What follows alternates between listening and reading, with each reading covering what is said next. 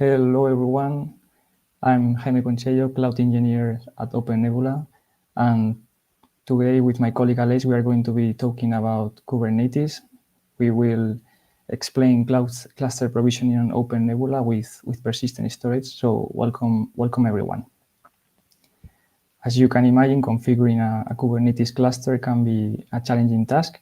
So during this webinar, we will talk about our cluster API implementation, CAPONE, that is the deployment of a Kubernetes cluster on an OpenNebula environment.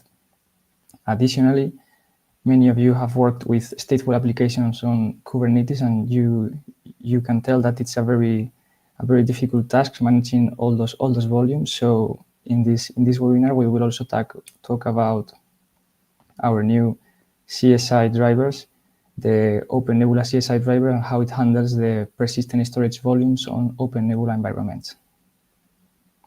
Okay, so let's start with the webinar.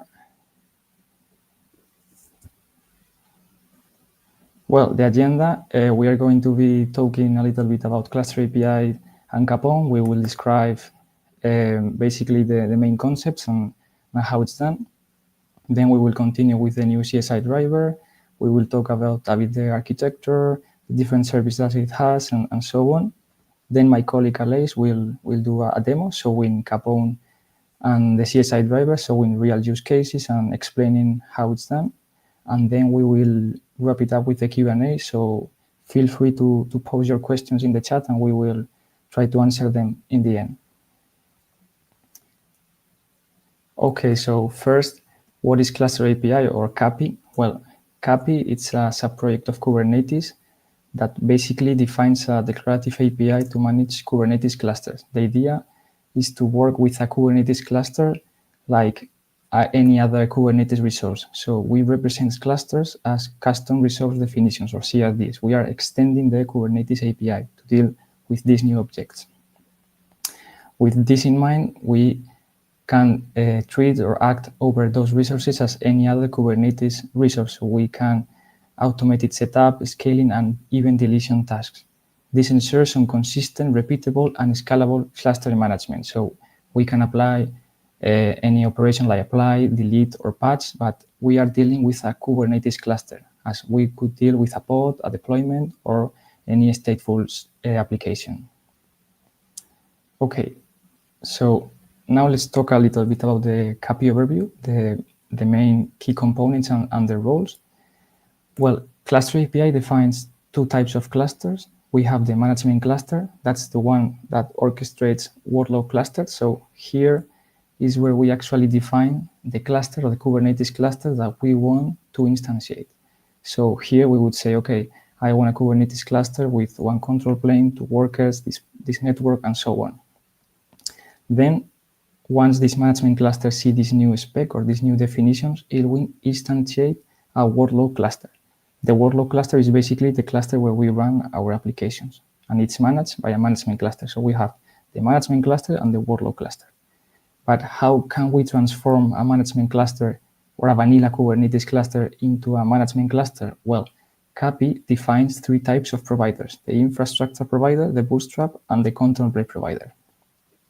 The infrastructure provider is the one that actually supplies the infrastructure resources. In our case, this will be Cluster API or CAPONE. This will create and instantiate VMs on OpenNebula that represent a Kubernetes cluster. Then we have the bootstrap and the control plane providers that these two basically turns a VM, or in our case a node, into a Kubernetes node. In the case of the control plane, it basically provisions control plane nodes because they require some additional tooling. But that's the main idea. We have two types of cluster, management and workload, and we have three providers: infra, bootstrap, and control plane. Okay, so let's continue. Now that we have defined the main concepts about Cluster API and the different types of cluster, we are going to talk about Cluster API for OpenNebula, or CAPONE. CAPONE is basically the infrastructure provider for OpenNebula. It automates virtual machine provisioning to build Kubernetes workload clusters. So in an OpenNebula environment, a Kubernetes cluster, is going to be represented by different VMs that represent the workload nodes, the control plane nodes, and so on. we have defined, or we have created a predefined cluster structure where we have a private network where both control plane and workers are located and they can communicate securely over that network. And then we have a virtual router or VNF that's it's sitting or serving as an entry point. So it connects the cluster to the public network, and it also serves as a single exit point to the private network. So this will be, or this is the very basic structure that a workload cluster needs to have in OpenNebula. Okay, so now that we have a very basic concept of cluster API and CAPONE, how CAPONE provisions Kubernetes cluster. So how can I go from a vanilla OpenNebula environment to having a fully functional Kubernetes cluster on OpenNebula? So first, you need that management cluster that we were talking about earlier. In this case, you can use a lightweight option such as kind or K3s, or you can even use one key for that purpose. But the idea is to have a vanilla Kubernetes cluster. In this cluster, we are going to install the Bootstrap, control plane, and infrastructure provider. For Bootstrap and control plane, we can use something like Archi2 or kubeadm, but it depends on your needs. And then, as an infrastructure provider, we will install CAPONE. CAPONE will handle those cluster specs that we were talking about earlier. So when you define a cluster, it will create the required VMs on OpenNebula. It will configure all the VMs, the network attached to them, and it will create your cluster with the required nodes. So it automatically provisions the cluster without any additional intervention. Okay, so how can I declare or define a cluster, a workload cluster? So for that purpose, we have created a Helm chart that basically facilitates the deployment or the specification of a workload cluster. So the user just have to explain, for example, I want 2 workers with 4 gigs of RAM, or 1 control plane with 3 gigs of RAM, or I want this Kubernetes version. So you basically work or handle the values, and then the chart install all the required spec into the management cluster, so you don't have to deal with the YAMLs. And once this spec is defined, CAPONE automatically provisions VMs for control plane and worker nodes and configures everything. As you can imagine, these setups, it's very powerful because you have the full or the whole cluster defined via CRDs. So you can use, for example, even tools like Argo to handle these resources. And you can even scale the worker nodes. For example, if you want to, let's say, I want to upgrade or add another node to my cluster, you have to patch the node object, and a new VM will be provisioned, will be attached to that cluster, let's say, and will be treated as a new node to the Kubernetes cluster. So everything is handled automatically. Okay. Next step, we're going to be talking about the Kubernetes cloud provider. We have defined cluster API, CAPONE, our implementation for cluster API. But once you have a cluster running, a Kubernetes cluster running, you need to, or a user usually needs to declare different services, different pods, different deployments, and so on. So the cloud provider basically integrates Kubernetes with OpenNebula infrastructure. What does this mean? Well, for example, let's say that you declare a service in OpenNebula and you want to expose that service externally so users can communicate with that service. Well, so the cloud provider abstracts the provisioning and management of load balancer services. Here in the diagram, we can see that we have the workload cluster located in a private network with the control plane and the workers. We have the corresponding VNF that connects the private network to the public network. And then we have a load balancer. This load balancer is automatically provisioned by the cloud provider. And it also connects the private network to the public network. But in this case, it exposes a floating IP, so users from the internet or an exterior network can communicate directly with this service. Additionally, this cloud provider also defines or implements the node metadata management. This is required by the cluster API, and it basically synchronizes OpenNebula VM status with Kubernetes nodes. So it ensures that Kubernetes nodes reflect a real VM state. Okay, next slide. Now we are going to be talking about the CSI driver and all the implications that these new site drivers brings to the Kubernetes world in OpenNebula environments. As you can imagine, dealing with stateful applications can be a really challenging task. So that's why we have created an implementation of a container storage interface driver for OpenNebula. This basically creates a translation between a volume in Kubernetes with a persistent disk image in OpenNebula. That's the one-to-one relations. A volume is represented by a persistent disk image. And we handle these persistent disk images to be attached or unattached to different VMs that represents worker nodes in a Kubernetes cluster. That's the main idea. This adds native persistent storage support to CAPONE clusters, so you don't have to install or create any additional tooling to handle stateful applications. You just install the OpenNebula CSI driver and work natively with an OpenNebula environment. What it supports currently? Well, currently it supports file system and block volume modes, and as access modes, we support read-write once and read-only many. We currently do not support read-write many support, but take into account that this is the first version of the OpenNebula CSI driver.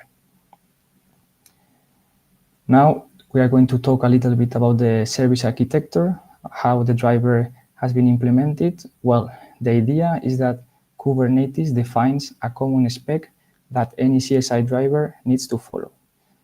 This implies that Kubernetes is going to communicate with your driver using certain gRPC endpoints. So you have to implement those gRPC endpoints that, in our case, deal with OpenNebula infrastructure. But any driver can create their own implementation, and it will handle the internet calls to their storage system.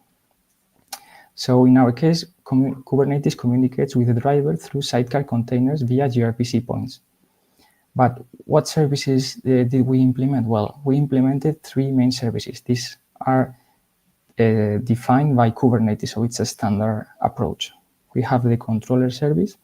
This is the one that provisions, attach, and delete volume. So for example, when a user creates or wants to create a new volume, Kubernetes will create, or we call this service, and this service will communicate with OpenNebula frontend, will provide or create a persistent disk image, and will attach that image to the corresponding VM that represents the worker in Kubernetes world. So that's the whole process. Then we have the node service. This is the one that publishes volumes on nodes. This is basically mounting the volume or the disk that we have attached so it can be accessed by the pod or the container. And finally, we have the identity service. In this case, this is the one that reports capabilities and health. This one is shared or used by both the controller and the node service. So it serves like a backup to, for example, is this service alive, and all those capabilities. Finally, about the architecture, how we have containerized all this. We have selected, or we have chosen the headless plugin deployment, where both the controller and the node are together into the same image, and it depends on the sidecar that you attach to the deployment or the daemon sets that determines the active functionality. So we have one image, and depending on the sidecars, it's going to act as the controller or it's going to act as the node. But in your cluster, you will just have one image imported, let's say. Okay, so now let's talk about a bit the persistent storage in action, how it works, how it's communicating with OpenNebula.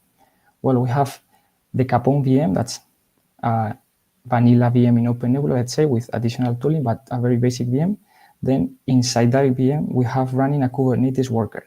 This worker will run a pod that acts as the CSI driver.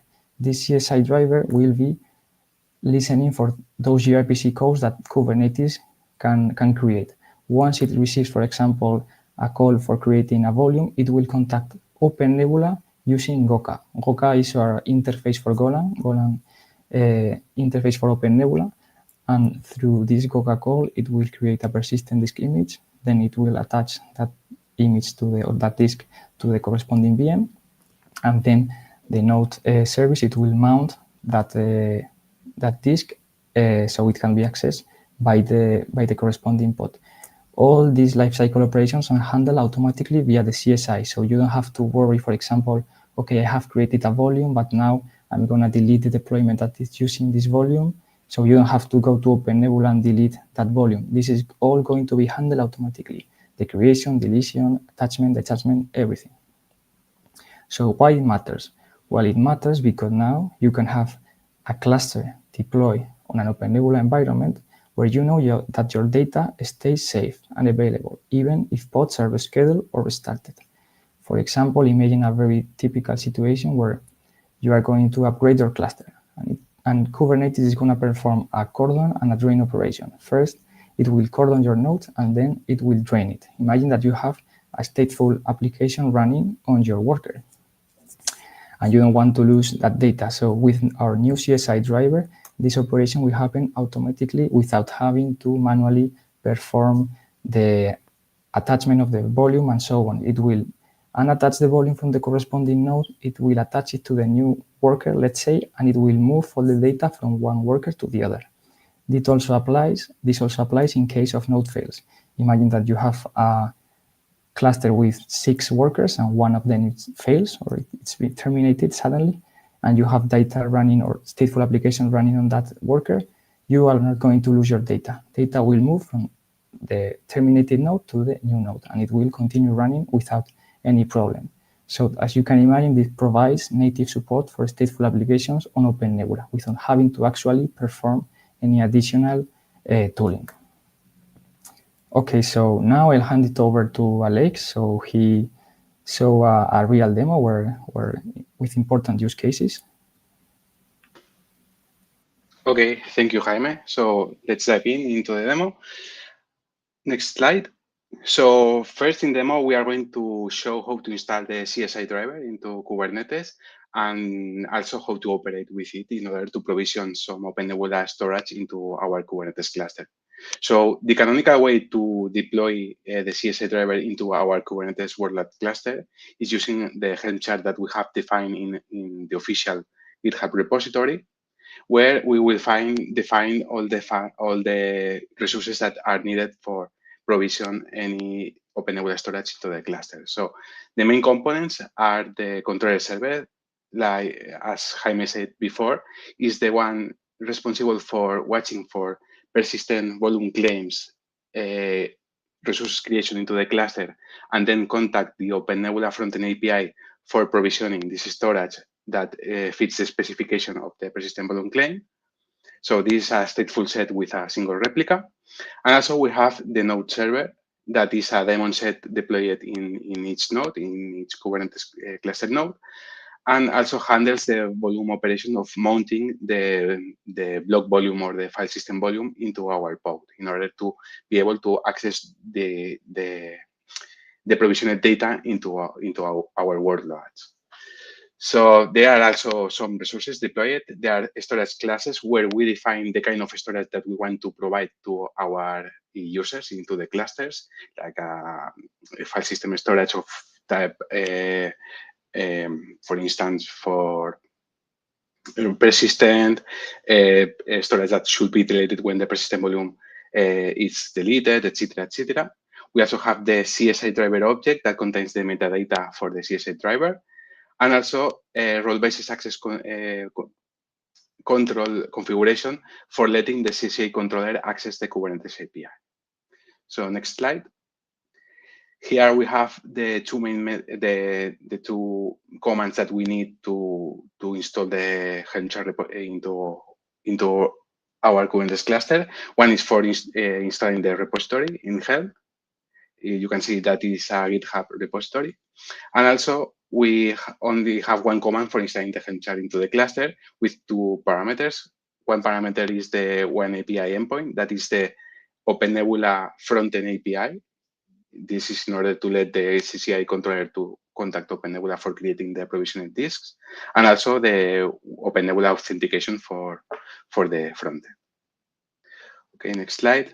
So for the demo, first we are going to install the CSI driver in a already provisioned cluster with one control plane node and two workload nodes. We are going to see that the CSI controller is deployed in the control plane node, and also each workload node will have the CS node because it's a daemon set, so it will run in its node. Okay, next. So we are going to deploy a stateful set with a pod that will create also a persistent volume claim. It means that we are going to ask for storage into the pod with a certain specification.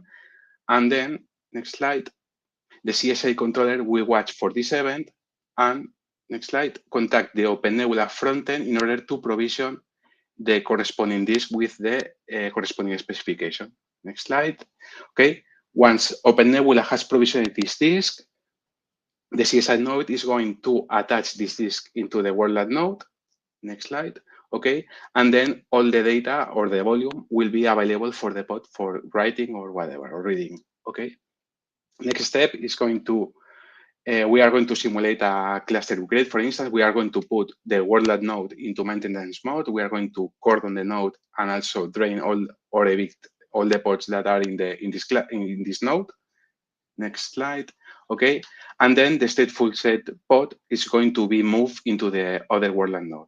So what is going to do the CSI controller is to detach the disk storage from OpenNebula from the maintenance node and reattach it into the new world node in order to let the pod access again all the data that is in the disk storage.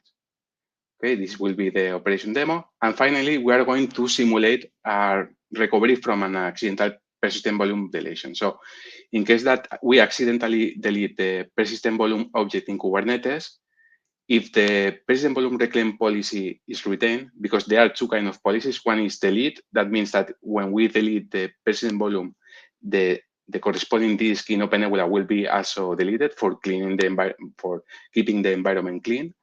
But if we set the reclaim policy as retained, the disk will be persisted. So if in case the whole cluster is deleted, we will have our data secure in OpenNebula and we can reattach it. So the first thing that we have to do in that case is to identify the retained OpenNebula disk image. In that case, we can do a one image list and check the name. And also, we can create a persistent volume with the same capacity that the persistent volume claim is going to ask for and refer the disk image name in the specification CSI volume handle field. So in that way, when we create the persistent volume claim with the stateful set, it will try to, we have this persistent volume offered, the persistent volume claim will be attached to this persistent volume and we will be able to see the persistent data again from that pod. Okay, so now let me share my screen. Okay, let me know if you can see. Okay, perfect. So first step that we are going to do is I have here an already running Kubernetes cluster with 2 world nodes and 1 control plane node. Here we can see the OpenNebula virtualized nodes that are running the cluster. So we have the control plane in that virtual machine, and we have the world nodes in the corresponding virtual machine as well. Okay. And first of all, we have to install CSI driver through the Helm chart. As we can see, for installing it, it's as simple as doing a Helm install. We are doing here a Helm upgrade, but it's the same in case we want to update it or whatever. It's the same command, okay, with the Open API endpoint here, and also the authentication. I'm here referencing a local file in order to not spread any sensitive data. So let's install it. Okay. And now we can see that Helm has installed the CSI driver. We can check, for instance, that we are creating the CSI controller and 3 nodes. We have 3 CSI nodes because we have not set the date on the control plane. So the CSI, as the CSI node is a daemon set, it will run in the control plane as well. So there is no problem. If you need persistent in the control plane, you will have it. Okay, so now the CSI driver is correctly running. And now we can proceed to deploy a stateful set. Okay, we can also inspect the rest of the resources that has been deployed. So for instance, we have 4 storage classes defined, 1 for the file system, another one for retained file system. So it means that if we create a persistent volume of this storage class type, it will persist even if we delete the persistent volume. And we have also storage classes for block storage. So if we check this one, for instance, OpenNebula file system preserve, okay, we can see that the reclaim policy is retained, the provision is the CSI driver of OpenNebula, and the volume binding mode is immediate. So there are specifications for this kind of storage class. So now we are going to deploy this stateful set, okay, that we can see here that is mounting a volume in the data directory. And here we have defined a volume claim template that is referencing the OpenNebula file system preserve storage class. The storage has 1 GB of size, and also the access mode is read 3 times. That means that this persistent volume that is going to be created could only be accessed from the same node. We can access it from any pod in that node, but it could only be accessed by the pods in the same node that this persistent volume is going to be attached. Okay, so let's see what is going to do this replica of the stateful set. Here is the effective command that is going to execute. We see that we will check if a data test file exists. If it exists, it's going to echo that the file already exists and also show the contents. If the file doesn't exist, it will say that file doesn't not exist and also echo the date of creation of the file, the hostname where the file is running. It is the pod, and also the node name where the pod is running. Okay, and iterate that into the data test file and show the content. Okay, it's a simple demo case for a demo. Here we are going to see in real time my current OpenNebula images. We have the images for the WordLab cluster. So when I deploy the stateful set with the persistent volume claim, automatically the CSI controller will interact with the OpenNebula frontend API, and we will see here how the persistent image is going to be created. So let's do that. Okay. We have seen that a new image has been created with this reference. So we can check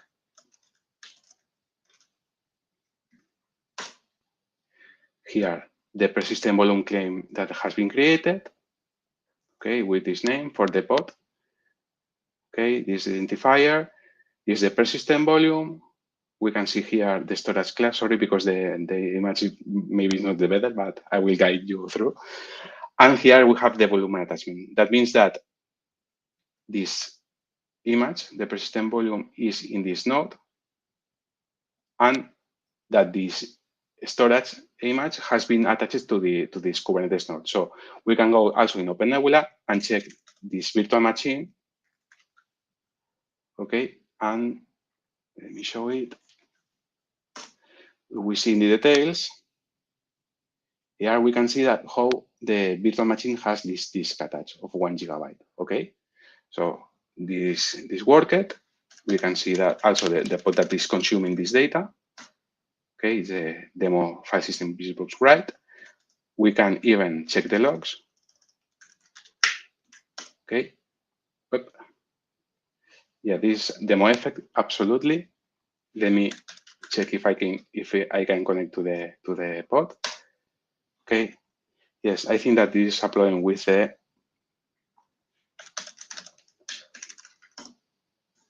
virtual machine. Let me SSH into the virtual machine.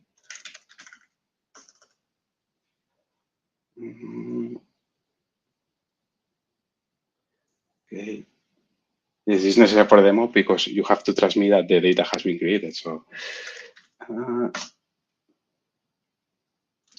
yeah, I think it's a problem with the kubelet or something like that.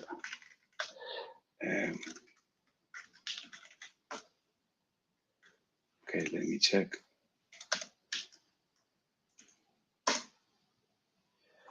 Okay, let me restart this service. 1 second. And I think that after this restart, it will be working. second.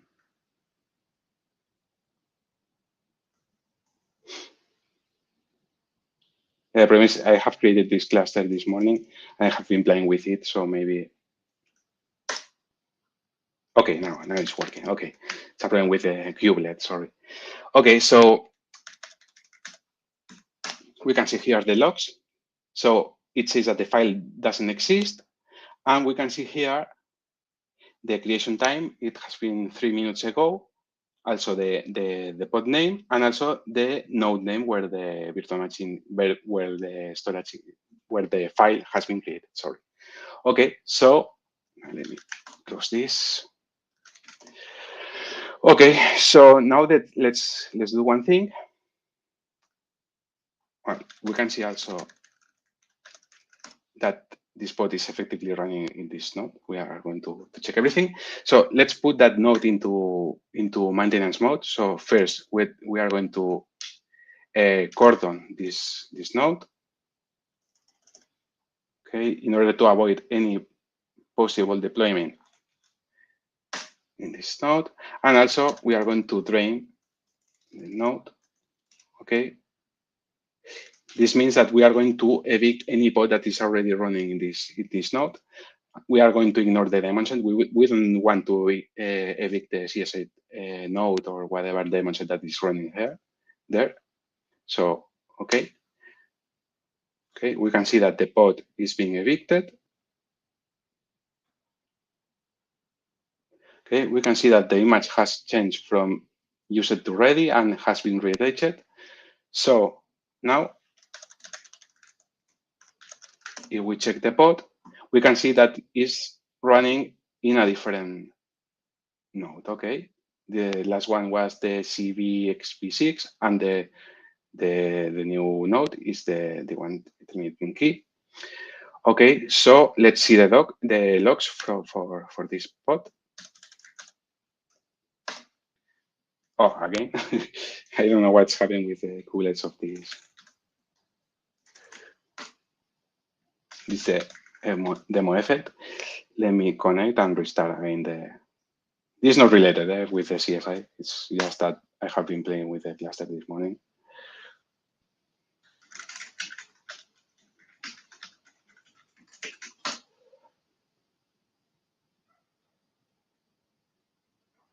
Okay, let me check.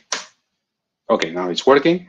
And the log says that the file already exists and it's showing the name of the other host name. So this is the host name where the host where the file has been created, and now we have moved into this other node, and it has the old information. We can see the creation date is that from 6 minutes ago. Okay, so it is basically how it will work. So we have one node. Okay, that scheduling has been disabled and so on. So we have moved the pod to another node, and we still have the old data in the new node. So we have persisted the data somehow. This is a reliable process. And now we are going to demonstrate how we can recover from a accidental persistent volume deletion. So we can see that we have here the persistent volume. And let's delete the stateful set. Okay.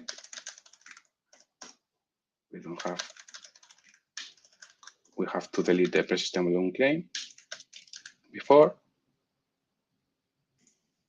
Okay.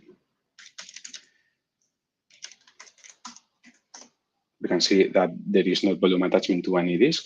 We can see here that the image is in OpenNebula, but it's ready. It's not attached to any virtual machine. And we can also delete the persistent volume. Oh, sorry. Okay. The persistent volume has been deleted. And we can see that the image here is still in OpenNebula. So we have our data safe. So for recovering that, as you remember, we have to create a new persistent volume object. In that case, I have this persistent volume created in a YAML file. I have recovered it from the last persistent volume. From time to time, it's good to do backups of the Kubernetes resources. You can do that with Velero or anything. Okay, and also it's important here that we have to, the only thing that we have to modify is the volume handle. So here we have to reference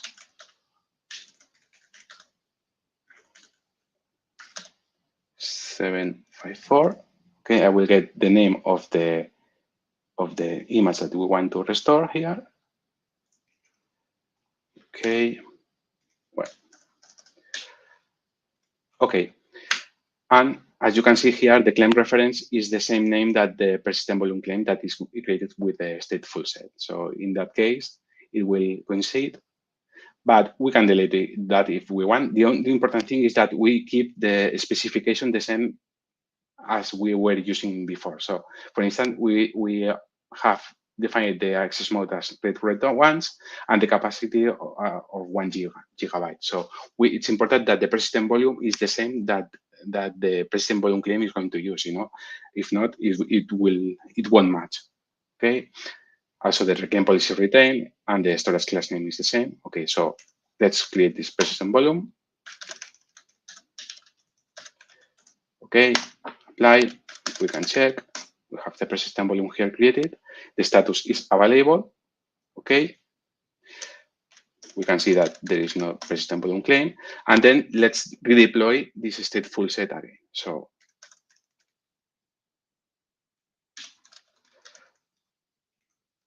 sorry, file system stateful set. Okay. Here, if we, sorry, because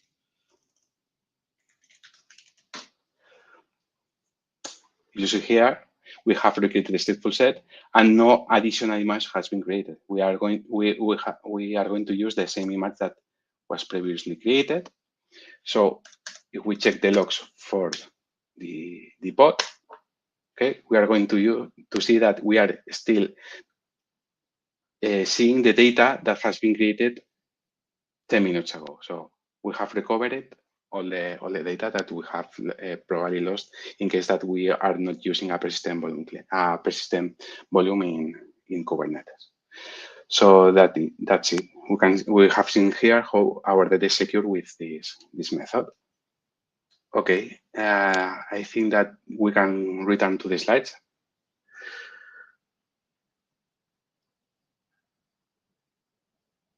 Okay. So yeah, next slide. And yes, if you have any questions, we will be pleased to answer anything. So yeah, feel free. I don't know if we have any of them. No.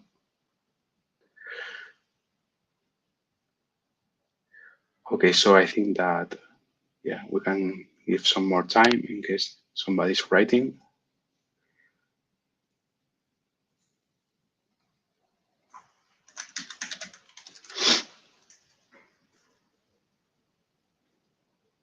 Okay, so thank you for attending this webinar, and we hope to see you in the next ones and see how the CSI driver evolves over the time.